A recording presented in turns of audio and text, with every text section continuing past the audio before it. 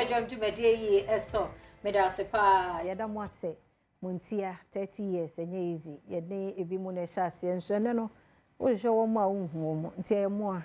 yɛn clients yɛn resource persons yɛn viewers listeners yɛda mo ase sɛ mugusu akura yɛ mu afi na mode modwa ton de ba no mmra na mu numu ho ona ne yɛn hye ase minnim kura de F park acha papa nyame hyira wo mo pa ne bebre ne wona afi onso abeka ho no yɛda mo ase 30 years ɛyɛ mo a ɛnen so de weekend anytime I me interview the right time because me sure say a year bi ofie party bi ofie dey obedidi we aduane jollof no ne ade weba abonya jollof abedi enu atoso entie ne me wo tasty tom for ewa ha ye do mo se Mother's Day ko hwe ma me no mu because we ombe so yasene omo so asene keke omo kwe bofu no maje ko koye aduane kame no mabaye no mbedi nkomo ebia no wate ba ho hyeda ntie ne ye me wo Aaron agree ewa ha we team lead event and activation ewa ha na fe oba pa ni tatete kwao enso ya activations rep Accra pamacho me mama kwabe yenua na bibia abokode bibia abokode adwuma na maye ni nyina ase wo mo tie adwuma na se ofa ha tasty tom wura ha tasty tom just mo de tata ya ngasa my idea and at the pension at on home yeda mo asibiem say Mother's Day mo ma na ye fe fathers na so bo won so mo mpini o esa mo so ba mo tasty tom jollof mix ni bi na mo fa nya aduane ti yeda mo sepa na ye hwe ya ka tasty tom mo ha bakosam kakra che ye hu se bibi si ha de tasty tom edumako ben a. Okay, so Tasty Tom, Rebecca say a brand name. Na Ejumako na nkasa Nutrifoods Ghana Limited. Tasty Tom. Nutrifoods Ghana Limited, a company under Ulam Ghana. Okay. Me sure say Ulam Ghana there. Your body na manfwa enimpa. Na Nutrifoods, Rebecca say nutritional foods, and then yakedi na boom. Apart from say into so you produce into the tasty tom abano. Yes, I'm sure you seasoning powders and as a for spices. Apart from that, your snack business or biscuits and Nutri snacks, chick chalk or and I see so the all-in-one Gary so Eddie Abba and say eno company the tasty tom the aba my dear papa nti ehwe dey na wo tasty tom and different from other tomato paste ahodo aye hu Anita. Okay, say about tasty tom one thing I can say to papa preko, which is value for money. Ya yentos no eni nye ko bebre eno nso no eni nye twum wodi ye aduane a kakra bi no etumi so ebusuafo eno ho nti na yese value for money o to anu ato papa preko esane se yedi inwanunu bi aka ho a eno so eboa unipedua no ankasa ye kan inwanunu a ebi te se vitamin A enu boa weniwa yedi vitamin D so aka ho a enu boa udompe no sanso ne yedi E and K aka ho a enu boa unipedua no so ankasa ye sanso de fiber aka ho na yaya fiber no dodo na efi se ba tomato paste omode flour eka ho nanso e ba tasty toma ye danso esane se ye de no ye di we no soya beans intete no eho na ya yam ne ye de aka ho na sa soya beans ne boa ma eduane na udi no yam ye ewo yem. Oh wow. Fine. You should be no. Near mocha. Now, you have seasoning powder. You put to me. I said, who different. Where are you? Okay, so seasoning powder. Your 5 flavors. So which are near what table no swa. Sahane market. Chicken. Chicken. Your shrimp. Your jollof. Your stew. And your beef. Wow. It depends on their way. Flavors ni buha. No one their spice oh their spice see I don't know. Now you have 2 sizes. We 10 gram. There so 50 gram.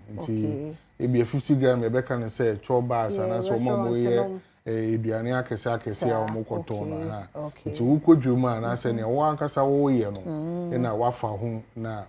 wode aye nti eno so ema wo eduane na wo ye no ema no different flavor won say ye nyina na wo edubim bi a eduane na yedi no edube bi e pese ai say yedi a it say 1 week ya used to it tibu a open sakra ye bi kakra dia my recommend say and try tasty tom seasoning powder no to send your flavors na your boy na we so a product to send obi enim no Nutrifoods and say ulam ye quality product enya dia e be stay new for na say bia chicken na wo ya instant chicken no e man nka say we di ase na mo no enya dia e be stay ni ina wa what flavor na say wo di ye duane na what pampam wo say we di duane dia be koyi enya dia eze enya nia woti flavor na be so we dia be koyi but wo try we are we say no enya no bi na to try you say akoko no nice one yeah that's it now what try other flavors no so I okay metro no last 2 weeks and 3 weeks ago me fried rice and chicken okay the chicken no spicy okay it was nice was bibia wo ma wo hia extra ade bi to add and what would rather than who say sentinel a different here no correct my idea next time ya na wa bo hu de na ya better tempo no ma say we need be what I don't know person can be about jollof mix no and no say Anita okay we tasted some jollof mix no and no already made gravy yes bibia e wo mu deda ye ka say bibia ye pache say ye di intos jene meko any curry powder na ye na we me come on esi ho na my me say nti me to ene say no an say me the rice ni guma na debi me pa cho we no ye ne in such a way say ohia say obekwa akoto tomatoes anase jene say no jene any intos bo ayedin nti we so ye the aba so that it will cut down cost amao we no ye the intos jene ginger garlic any curry powder na ye de ohia any o saucepan o de wangu egum yo obi a o peje ne bebre a o de jene betumi aka ho o de intos na egum watch mu for at least 10 minutes like and normal stew awo yes okay and sana o de unsio aka ho o de seasoning bia o pe ebetumi aye o chicken broth no anase beef na o de aka ho wa manehu ansana o de wemu ni egum within 45 minutes no na we nya delicious jollof shap. Nti we kwa de school fo say ye university fo no ni ade wo hia jollof mix e bi so no one say nya fe na obetwitwa je ne na akwa ni bia na nema bia I say mama nema simple simple kra ya da mo ase ye kan ebia na obi nso epebi ni ade opese ono mo ye adwuma say na ebenya mo say opese oni ye adwuma ene de we be say abe for kwan so nti eno ane say wo ko kan say internet no so a wo bo Nutrifoods Ghana Limited na say Olam Ghana your information ya baba obetumi ahwe first your telephone number so me show say screen no 0505 384429 0505 384429 ofro mo nti wo fra nkomo bia oho bia opese oni edi bia be wo kwan so ye no be fa so ye be chechewa na se ye be bo se ne opese wo ye se opese wo ton ne kese mu wo ton ne kituo mu ne opese wo ye bia nkomo ne ye no obedi ba obi be ka se bia moye we no ise munya kan one ne bi mana o kan one ye gusu ye on sisi na akwete se nsakraye be ye hwe ne a customers no so mo pe bibiri na say we no your ta friend easy open sa na bi ni mo friend but you say easy so obet and what say so to make ata to make ata no ebinum suso ye dey dada na yenim na ye dey no so mo pe ko so dey social law no so ye simple to open no so sa nti but if you back ade ba kwa na mpesa me kan wa asem say o sisi ensu start say to but secret ba ko tasty tom pepper and onion okay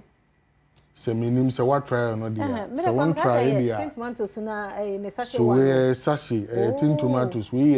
meku jini any tomatoes na dia we are yan special say no ya dada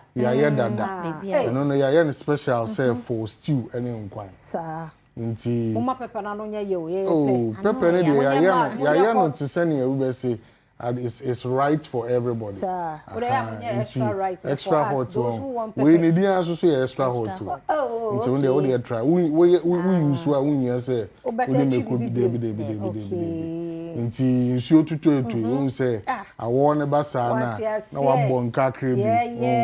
Nti na wo pe kakra ne adwene ho. Kakra de here. We say nkakra ade ba ko ne say ye mfa nka hospital requirements no. But why unim say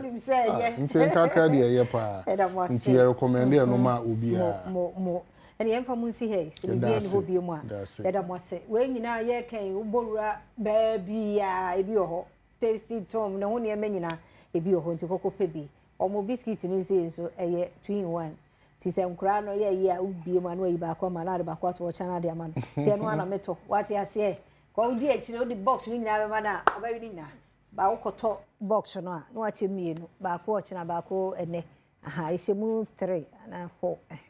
come on so ti yede mu si ha ye da sepa wunya tasty tom wie sei no a me so ya pe mota Guinness nso ka ho nso ne tutoi nya bibia hye dan ni mu ti nso to oyo o hye odem bibia self contained na se ni wani ma na wo kro no wunya Malta Guinness no a B vitamins no wo mu anope also for Israel gene de antelenda ho akwaje no pech de ayi top taste meat pie yaka ho meat pie na no boarding but ni nyina ka ho ye proudly made in Ghana lebo na ebo ho no pure yellow anu odin kama fefefe to menya binom a wawie Malta Guinness o si remove nti fa ho dom wo mo ma men komra na oba ku bi wo ho ye ba e beto so